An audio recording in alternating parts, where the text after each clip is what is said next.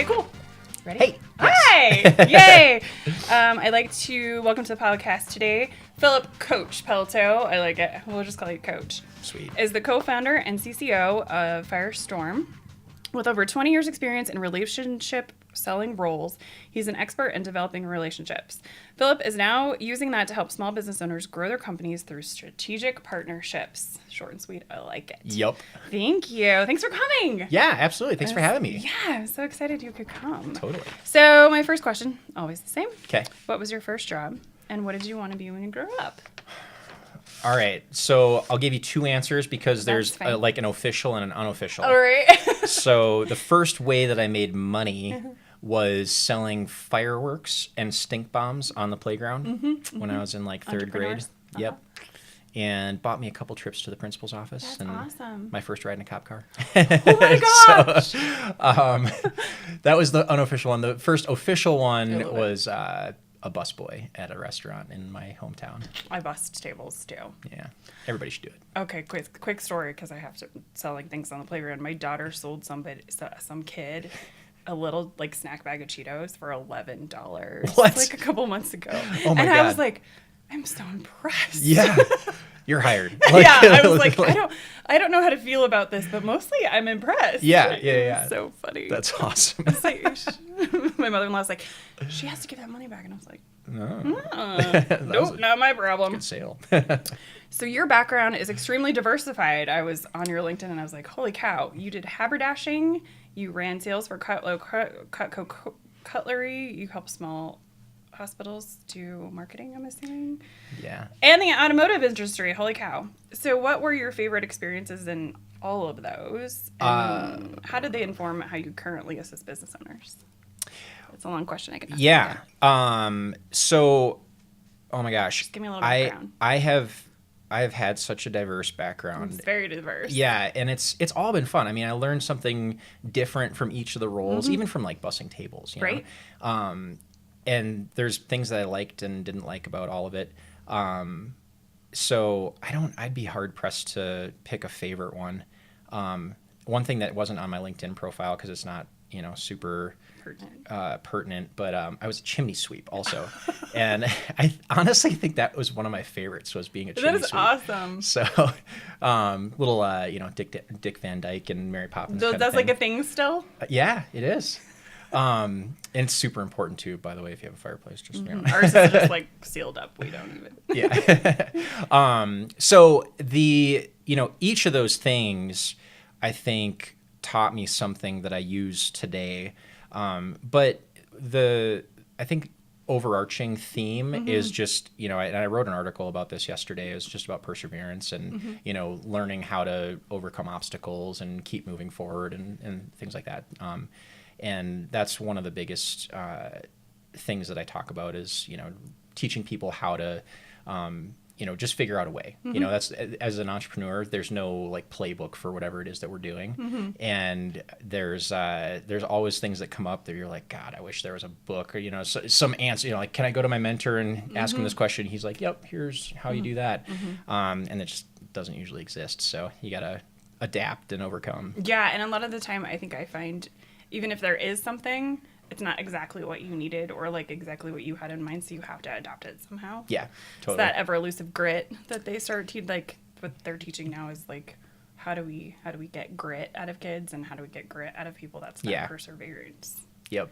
Just keep plugging along. Send them into the woods, on a vision quest. Okay. You need to lead that because I'm not going to the woods. So let's talk about Firestorm. You've been doing that for 10 years. Why did you start Firestorm?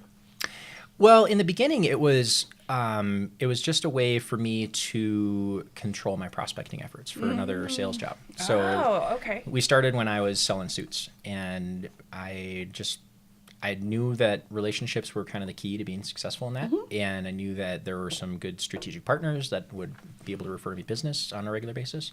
And I wanted to get them all in the same room. So I had visited some other organizations that claimed that they could do that. And I wasn't super impressed with some what questions about that. So yeah, like any good entrepreneur, I'm like, I can do this better myself. And so we started doing it. And initially there was no business idea. It was just, I want to control my prospecting. And so we started doing happy hours, and then we had some pretty good turnouts at the happy hours. And my buddy Chris and I started it together. He actually owned a title company, and so in the beginning, it was a little bit different than it is now. It was very much business to consumer oriented. And so we had, title and insurance and mortgage and real estate and all these, sort of home buyer related services. And they of course like to drink a little bit. So we always met at a bar. And then, after that, it turned into a, more regular thing, and we started doing regular meetings. And then I think it was maybe 2 or 3, no, it's probably 3.5 years after we started that it turned into a full-time gig. So that's crazy. Yeah. So where am I? So how is Firestorm different than other networking groups? So the biggest thing is we're strictly business to business. Okay. So, and we're militant about it. That's awesome. There's a lot of people that say that they're business to business, and then you bump into some, we have a lot of MLMs that are group, right? yeah. And no, I mean, nothing wrong with that. I cut my teeth selling Cutco knives, and I was really good at it, and I made a crap load of money, but that's just not a good fit. If you're trying to sell accounting services or HR or, whatever, to a business, as a Cutco rep, I don't have a whole lot to bring to the table. And, I'm not talking to the same types of people. I'm not having the same type of conversation. So we're very strict about the business to business thing. And then I think, and again, a lot of people claim that they have this focus, but we're really focused on long-term relationship building and strategic partnerships, and we're all about quality over quantity. So I don't want to see really there's a lot of limitations on how many relationships we can actually maintain. So there's no sense in being in a group with 100 people if you're only going to connect with 10 of them. So, 2 of them or 3 of them. Yeah. Awesome.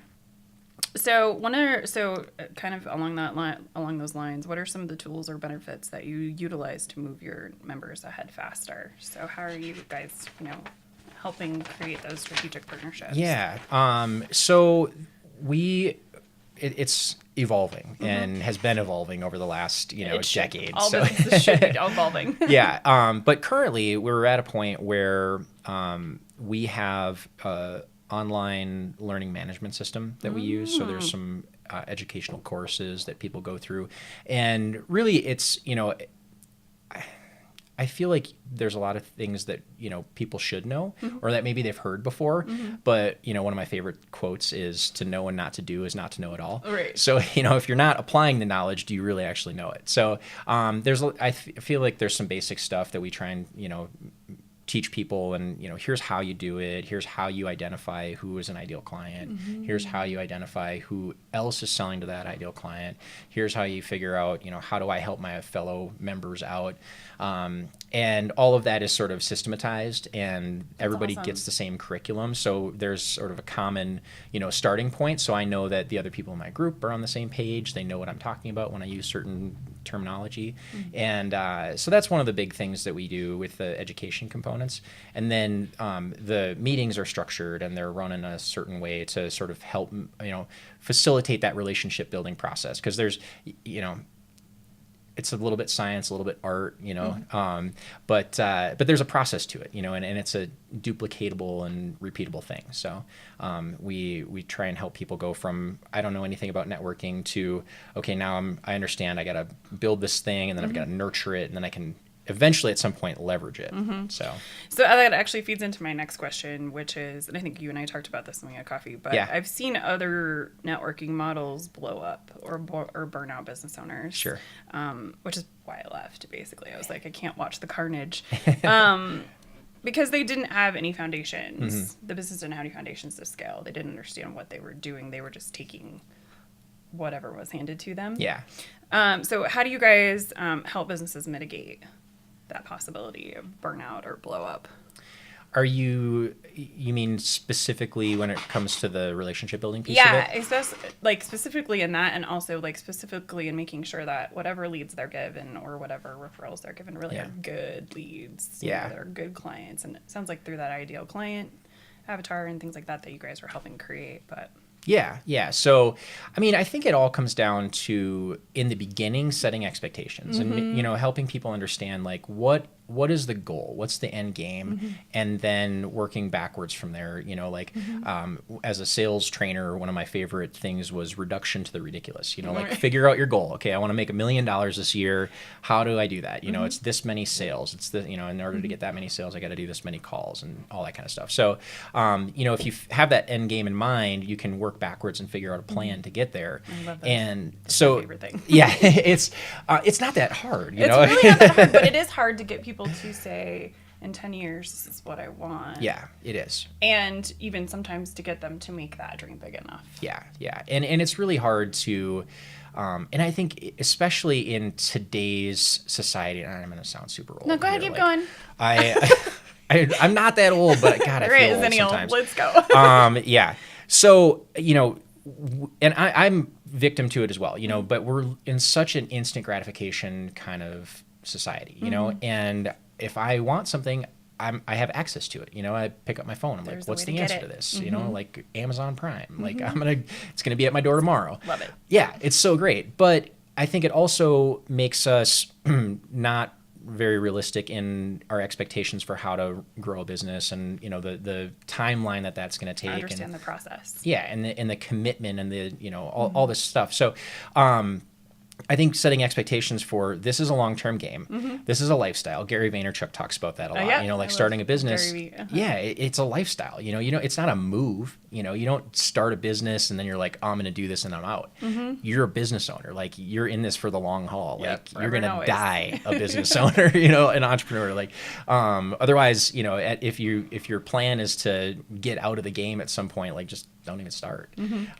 So I think making people understand that this is a way to run your life and run your business, and having that long-term focus on things, that's the first thing. And if people, if they make that switch in mindset, it's a lot easier, because there's not that instant, like, I need leads right now. And then the other thing, again, just my sales training background and, being a sales guy, people do what they're incentivized to do. So in a lot of groups, they incentivize just passing leads. Like, you got to do it because it's required, or, they're going to, put your name up on the wall as you get demerits. Shame you. Yeah, put the dunce cap on. We're gonna publicly shame you. Yeah, and so it incentivizes people just throwing out names and throwing out leads that really aren't that valuable. So we don't do that. We're much more focused on quality over quantity. And I want people that when they become a member, we're not the cheapest thing around, and we don't want to be. But I want deals that are going to move the needle. I don't want somebody to, if you're, doing CPA accounting services, somebody that's making $30,000 a year and just needs a, 1040EZ filed, like, okay, great. That's what, a couple $100. That's not really going to move the needle for your business. But if you got like 75 K1s and, multiple trust accounts, let's do it. Yeah. That's the kind of stuff that we want to, incentivize introducing you to. So perfect. I love it. Yeah. So we use this word strategic partnerships. So I just want you to define that for us. Yeah. Because I know that probably means different things to different people. Totally. Sorry. It's all right. Grumpy golden retriever. Go ahead. Yeah. Okay. So when I talk about strategic partners or strategic centers of influence or, whatever, there's a bunch of different words that I think refer to the same thing. Yes. What I'm looking for is people that are talking to your ideal client that have visibility to the same type of conversation that you do. Okay. So, if you're saying, okay, I want to talk to business owners that are between maybe $1 million and $10 million in revenue, and obviously you're doing their finances, so you need to talk to the owner or some sort of decision maker that has the authority to make, that call. So, if somebody is maybe selling to that same business, but they're selling office cleaning services, they're not having the same they're conversation. Not, yeah, it's not the same conversation. But if they're like the banker, they've got visibility to that conversation. Or if they're doing, HR work or outsourced CFO work or something like that. I love that. I love that it's, we're targeting people that have the exact or having similar conversations. That's hugely different than we just kind of have the same ties. Like Yeah. we're vendors of the same company, but we have no Right. Yeah. There's similarities other than that. different levels there. So I love that. That's really helpful in the definition for me. yeah. So, what have been some of your greatest successes in growing Firestorm? You guys Mine have personally, a ton of chapters. I was just on the website. How many do you have right now? So I don't know, 25-ish or something like that. How many states now? 4 states? Yeah. So we're in Colorado, Utah, Arizona, Massachusetts, and we had a presence, and we'll kind of rekindle things, hopefully this year, in Minnesota and Florida. Because we started in Minnesota, and then I lived in Florida for a little while. Florida was a tough animal. I think I need to figure some things out there. Sometimes it's different. Yeah. So, but definitely Minnesota. Minnesota was a great town. Minneapolis, St. Paul area in There's particular. a lot of small business owners there. There's a ton, and there's a ton of big businesses there. There's a lot of opportunity. So, but I think some of the big successes have just been, obviously growing it, but the realization that it was something that was gonna grow and be a going concern. I love that. Like you start it and you're like, oh, okay, we got this thing, and I don't know, what are we doing with it? And it's giving me some deals for selling suits. Right. And It's meeting my first goal, but then it's like. Yeah, and then you start to have more conversations with people, and you see the impact that it has on other people's businesses, and then it starts to take on a life of its own. And now we've got people that are approaching us with these ideas, and hey, let's do this, and let's piggyback on this system that you've built, and do this other thing, and cool. Other people, it's starting to take on a life of its own, which is kind of fun. So That is really cool. yeah. What have been some of the biggest obstacles? Gosh. There's too many to count. I mean, like any business. Well, I know, but give me a couple and how you guys overcame some of those. One of the big things is running a business that has multiple locations and, growing out of state and figuring out, the particulars of that. And when, there's this fine line between, I want to be very involved, and I don't know, it sounds, I don't know, not trying to like toot my own horn or whatever, but like I'm kind of the face of the business, and I started it and people know me. And when I'm in a city, I lived in all those locations that we have things except Utah. And so I would move there and start groups and then run them, and then I'd leave and go on to something else. And it's challenging when you kind of make yourself the business, and then you leave, and people are like, whoa, we're abandoned. So figuring out how to keep those things going on their own. And so that's, we still haven't completely dialed it in yet, but we're a lot closer now. So what are some of the tools you're using? So just like the education pieces that we've done stuff for our members, we used to have paper manuals, and we used to have, sort of some online documents and things like that. But now, making that consistent training a big piece of our program is huge for consistency. And then also we do the same thing for the leadership in the chapters and for the chapter presidents. And there's a lot more education and almost to a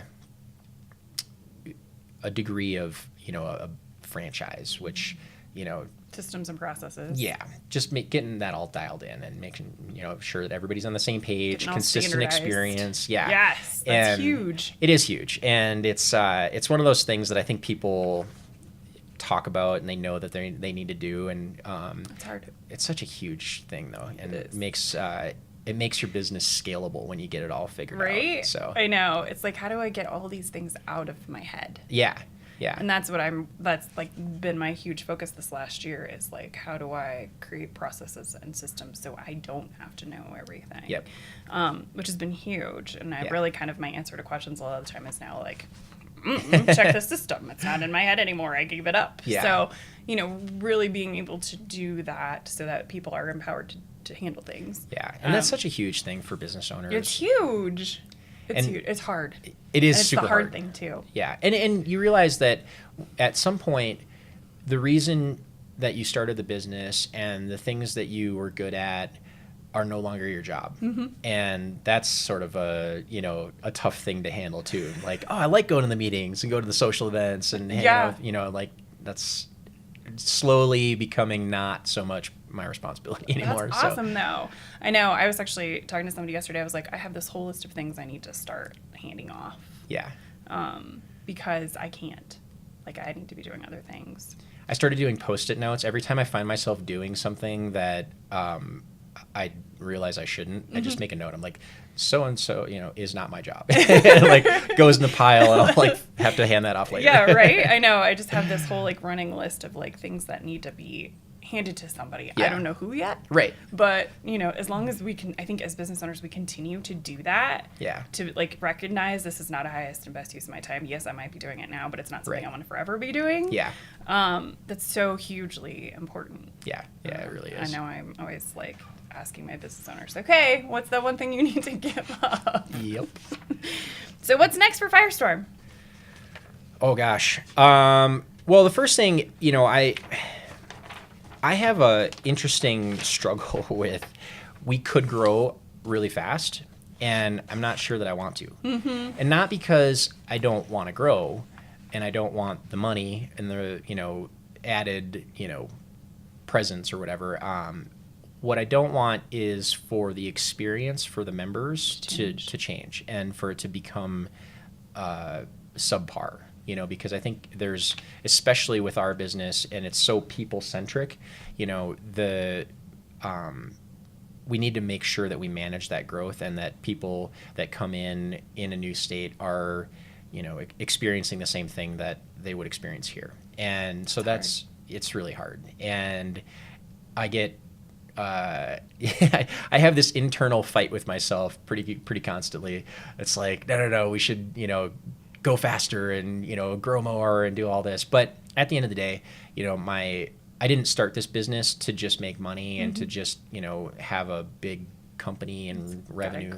Greater purpose. Yeah. And I really, I'm a small business owner and I really want to help other small business owners. And I want to do that super well and have a high quality product that we are putting out. And I won't grow at the expense of that. So, that's huge. It's good to know. We'll figure it out one of these days, but we'll get you there. Yeah. So what is the one key? Okay, sorry. Before I ask my last question, where or what is the easiest way for people to find you? Online is myfirestorm.com. Okay, and we'll link it in the description box. So always Awesome. do that for you. Yeah. Anything else? We're on all the social medias. Social medias. You can hit us up on all the things. LinkedIn is probably my favorite, and Facebook, and then we're on YouTube and Instagram and Twitter, all that stuff. So that's so funny. It's always funny to me. I was like we do all the things but Twitter. Yeah, I can't with the Twitter. I'm bad at Twitter. I'm really bad, but we're there. I'm not a huge fan of it, though. Yeah. You have to be. Yeah. Anyway. All right. So final question. Okay. What is the one key thing that every business owner needs to be doing to make more sales? Ooh. If I have to narrow it down to one. Just give me one. Yeah. You can give me two if you really want to. No, it's obviously my business. So, I think making sure that they figure out who their best strategic partners are. And there's not a ton of them. There's maybe like 5, maybe 8. Figure out who is sending you business, who has the ability to send you business, and just pour your time and effort and energy into building a relationship with those people. And that's it. I mean, it's simple. It's not sexy. It's not sexy. It takes time. It takes effort. People. Yeah, and I think, just to interject a little bit, I think you need to figure out who that person is too. Yeah. Like, I could pick a financial advisor, but I have hundreds of financial advisors I could pick from. Sure. Right? Yeah. But personality wise, the types of clients they're working with. I mean, I think personality fit is a huge thing because, Agreed. There's a type of client that you want that's going to want to work with you. And then there's people that you're like, it's not really not my bag. It's totally true. Yeah. It has to be a fit, I think, culture-wise sometimes too. Yeah. So if you can dial those things in, and it's such a huge thing, and people, I don't think, spend enough time sitting and thinking about it, and who can I build a relationship with that's going to move the needle, and then invest in them. You've got to go put time and energy and help them out, and go out to coffee and lunch and dinner and build a relationship. I mean, like I said before, it's a long-term game, and there's a lot that goes into building a relationship. It's like dating, or like building having it. Oh, there was another podcast. It's like having a puppy. Yeah. Yeah. Clients and strategic partners are like having puppies. Yeah. There's care, there's feeding, there's making sure everything's healthy and happy. Yeah, totally. Hopefully your strategic partners don't pee on the floor. So. Sometimes they might. No, just kidding. Well, thank you so much for coming. Totally. Yeah. Thanks for having me. Absolutely. Go.